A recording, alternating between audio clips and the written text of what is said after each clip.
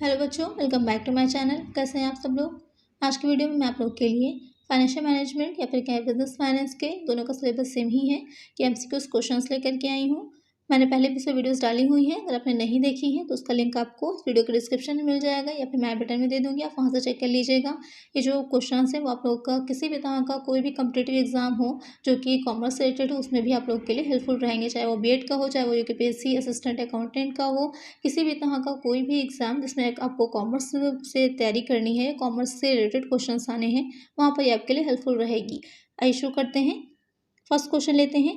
अति पूंजीकरण होता है जब over capitalization occurs when actual rate of earning is greater than current rate of earning, real value of business is less than book value of business, real value of business is greater than book value of business, none of these. तो question में क्या कह रहा है कि जो अति पूंजीकरण होता है, आपने पढ़ा होगा ओवर कैपिटलाइजेशन अंडर कैपिटलाइजेशन के बारे में, तो वही पूछ रहा है कि जब अति पूंजीकरण की अवस्था होती है, जब ज़्यादा जितनी हमारी एसेट्स हैं उससे ज़्यादा जो है हमारी वैल्यू दिखा रही होती है कंपनी, या जो बुक्स हमने बनाई होती हैं वो, तो वहाँ पर क्या रहेगा।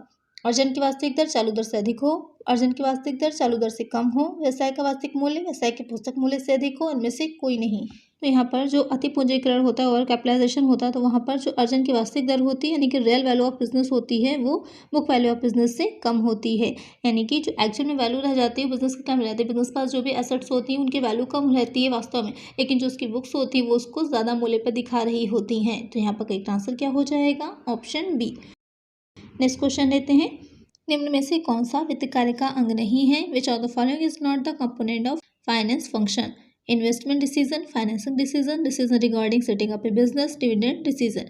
क्वेश्चन आपसे पूछ रहा है कि जो वित्त होता है, फाइनेंस होता है, उसके कुछ फंक्शंस आपने पढ़े होंगे, उसमें से कौन सा उसका फंक्शन नहीं है या कार्य नहीं है। विनियोग निर्णय लेना, अर्थबंधन निर्णय लेना, व्यवसाय स्थापित करने का निर्णय लेना, या फिर लाभांश निर्णय लेना। तो यहाँ पर जो वित्त का कार्य नहीं होगा वो हो जाएगा व्यवसाय व्यवसाय स्थापित करने का निर्णय। कोई भी व्यवसाय, कोई बिजनेस हमें करना है या नहीं करना है, तो वो कार्य वित्त का नहीं होता है, वो उस चीज़ का डिसीजन नहीं लेता। बाकी जो विनियोग निर्णय है, अर्थप्रबंधन निर्णय और लाभांश निर्णय, ये तीनों ही किस में आ जाते हैं, वित्त के कार्य फाइनेंस फंक्शन में आते हैं। तो एक से यहाँ पर क्या हो जाएगा, ऑप्शन सी। नेक्स्ट क्वेश्चन लेते हैं। अर्थ प्रबंधन निर्णय का संबंध होता है। Financial decision is related to capital structure, purchase of fixed asset, dividend distribution, maintenance of accounts. तो क्वेश्चन में कह रहा है जो अर्थ प्रबंधन निर्णय लिए जाते हैं, कि जो फाइनेंशियल डिसीजन के निर्णय होते हैं वो किससे रिलेट करते हैं, किससे रिलेटेड होते हैं। पूंजी संरचना से, स्थायी संपत्ति के क्रय से, लाभांश के वितरण से, खाता रखने से।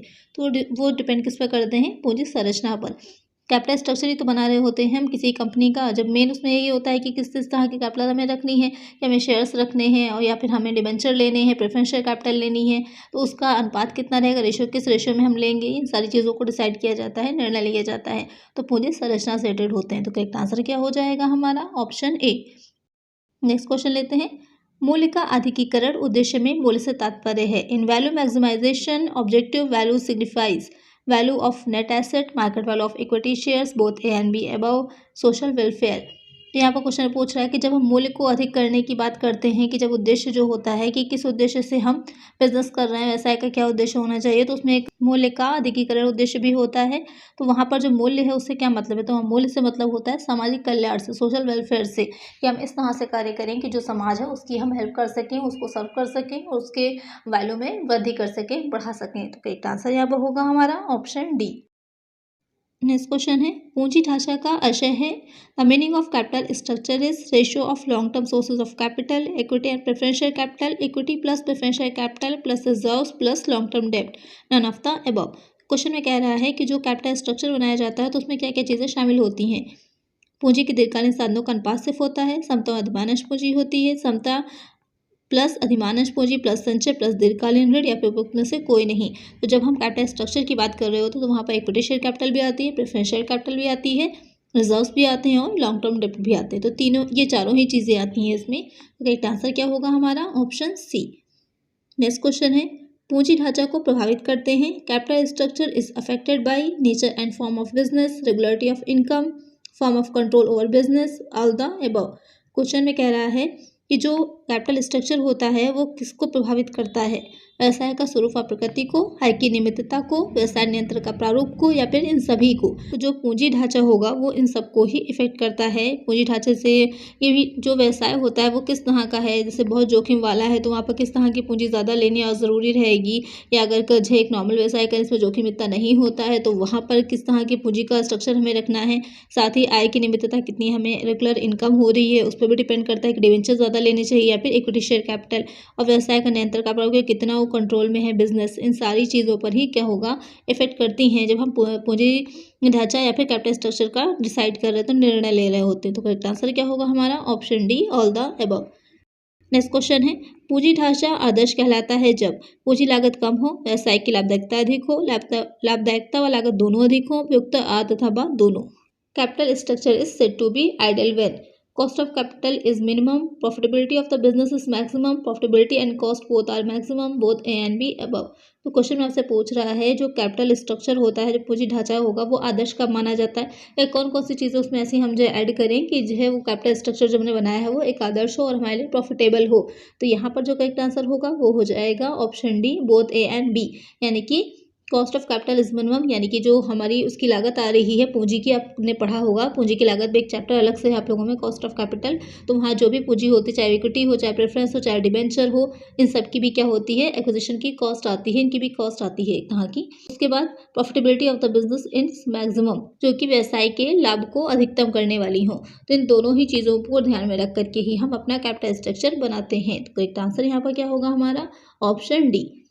नेक्स्ट क्वेश्चन है, वित्तीय संरचना का आशय है financial structure means long term fund plus current liabilities, excess of liabilities over assets, none of these. तो क्वेश्चन में कह रहा है जो वित्तीय संरचना बनाई जाती है उसमें क्या चीज़ आती है, दीर्घकालीन कोष प्लस चालू दायित्वों का संपत्ति इनमें से कोई नहीं। जो वित्तीय संरचना है, कैपिटल स्ट्रक्चर होगा, उसमें क्या मतलब होगा या उसका क्या अर्थ होगा, तो उसका अर्थ हो जाता है जो हम लॉन्ग टर्म जो फंड्स हैं हमारे और जो भी हमारी करंट लायबिलिटीज़ हैं दोनों को ही इसमें शामिल किया जाएगा। तो करेक्ट आंसर क्या होगा हमारा ऑप्शन बी। नेक्स्ट क्वेश्चन है, यदि समझ पूंजी 1 लाख रुपए है, अधिमानश पूंजी 25 लाख रुपए तथा ऋण पूंजी 25 लाख रुपए है तो इसे क्या कहा जाएगा। If equity share capital is rupees 1 lakh, preference share capital is rupees 25,000 and debt capital rupees 25,000, it will be called as low gearing, high gearing, normal gearing, none of these। तो क्वेश्चन में कह रहा है कि जो company है उसकी जो पूंजी संरचना है, कैपिटल स्ट्रक्चर है, उसमें जो अंश पूंजी, समतांश पूंजी, इक्विटी शेयर कैपिटल 1 लाख की है, प्रेफरेंस शेयर कैपिटल 25,000 की है और जो ऋण पूंजी है वो 25,000 की है। तो यहाँ पर हम समता पूंजी और ऋण पूंजी के बीच का अनुपात देखें तो समता पूंजी क्या है, ज़्यादा है, ऋण पूंजी कम है। तो किस तरह का ये दंतीकरण होगा, ये हो जाता है निम्न दंतीकरण, लो गियरिंग होती है। तो करेक्ट आंसर यहाँ पर क्या हो जाएगा हमारा ऑप्शन ए। इसकी विपरीत परिस्थिति होती है, अपोजिट कंडीशन होती है, जहाँ पर समतांश पूंजी, इक्विटी शेयर कैपिटल कम होती और ऋण पूंजी ज़्यादा होती। तो क्या हो जाता हमारा, उल्टा हो जाता, इसका अपोजिट हो जाता, क्या हाई गियरिंग हो जाता।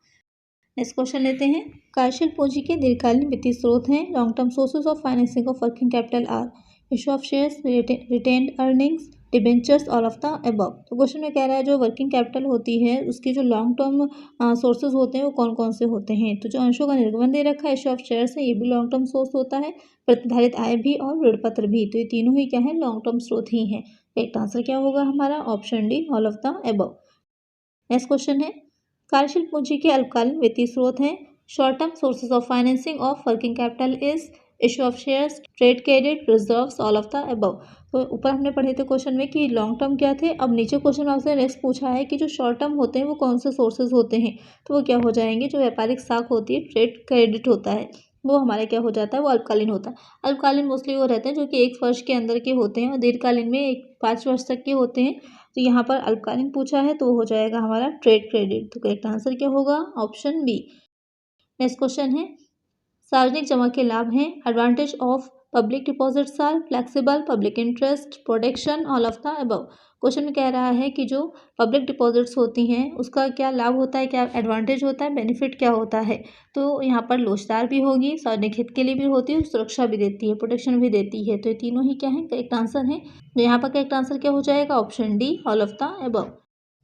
नेक्स्ट क्वेश्चन है, फैक्टरिंग का प्रकार है, types of factoring is invoice discounting, trade credit, public deposit, all of the above.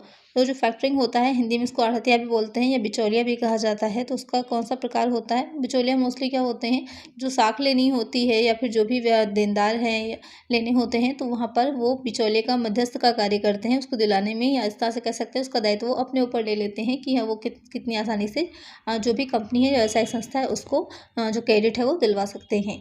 तो यहाँ पर पूछ रहा है उसका प्रकार कौन सा है। तो यहाँ पर इनवॉइस डिस्काउंटिंग, बीजक डिस्काउंटिंग, व्यापारिक साख, सार्वजनिक जमा या फिर उपरोक्त सभी। तो इसमें से जो बीजक डिस्काउंटिंग, इनवॉइस डिस्काउंटिंग है वो उसका एक प्रकार हो जाएगा। तो करेक्ट आंसर क्या होगा? Option A. इसके अलावा इसके कौन से प्रकार होते हैं? तो इसके अलावा हो जाएंगे पूर्ण या गैर आश्रित फैक्टरिंग, फुल और नॉन रिसोर्स फैक्टरिंग, आश्रित फैक्टरिंग, रिसोर्स फैक्टरिंग, परिपक्वता फैक्टरिंग, मैच्योरिटी फैक्टरिंग। तो ये 4 तरह के हो जाते हैं इसके प्रकार।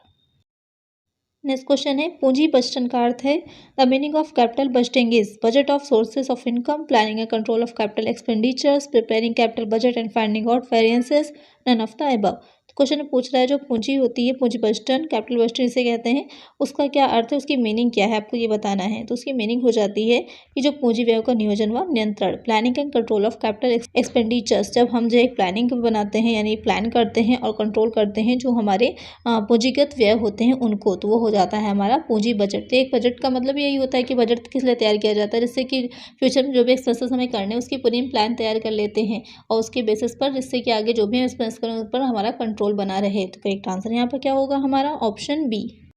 नेक्स्ट क्वेश्चन है पूंजी बजट प्रक्रिया प्रारंभ होती है। Capital budgeting process starts with availability of capital, with project evaluation, with knowledge of project identity, with execution। पूंजी बजटन प्रक्रिया कब से प्रारंभ होती है? क्वेश्चन आपसे पूछा है कि जब पूंजी की उपलब्धता होगी, परियोजना के मूल्यांकन से, परियोजना की परिचयात्मक जानकारी से या फिर क्रियान्वयन से। तो जो पूंजी बजट होगा तो एक तरह की प्लानिंग ही तो कर रहे होते हैं हम। तो जब भी बात प्लानिंग की आएगी तो पहला चरण क्या हो जाता है कि पहले हम ये जानेंगे कि वो चीज़ है क्या। इंट्रोडक्शन किसी का पता होगा तभी तो हम आगे की चीज़ें देख पाएंगे। सबसे पहले क्या होगी कि नॉलेज ऑफ प्रोजेक्ट आइडेंटिटी, पहले हम उसकी आइडेंटिटी जानेंगे। तो करेक्ट आंसर हमारा क्या होगा? Option C. नेक्स्ट क्वेश्चन है परस्पर अपवर्जी प्रस्ताव का आशय है mutual exclusive process signify accepting all proposals, accepting one proposal, accepting one proposal and rejecting all alternative proposals, none of the above. तो क्वेश्चन में कह रहा है कि जो परस्पर अपवर्जी प्रस्ताव होते हैं उसका क्या अर्थ होगा? सही प्रस्ताव स्वीकार करना, एक प्रस्ताव स्वीकार करना, एक प्रस्ताव की स्वीकृति और वैकल्पिक प्रस्तावों की अस्वीकृति, उनमें से कोई नहीं। तो यहाँ पर जो परस्पर अपवर्जी प्रस्ताव होगा उसमें हो जाएगा कि एक प्रस्ताव को स्वीकृति देते हैं और वैकल्पिक प्रस्तावों को अस्वीकृत करते हैं। यानी कि जब हम जैसे कैपिटल स्ट्रक्चर ही तैयार कर रहे होते हैं तो वहाँ पर हमारे पास बहुत से ऑप्शंस होते हैं, तो उसमें से हम एक ऑप्शन को सिलेक्ट करते हैं, बाकी के जो ऑप्शंस होते हैं उसको क्या करते हैं? अस्वीकृत कर देते हैं। तो वही पूछ रहा है कि म्यूचुअल एक्सक्लूसिव प्रपोजल सिग्निफाई क्या होगा? Accepting one proposal and rejecting all alternative proposals. तो करेक्ट आंसर होगा ऑप्शन सी।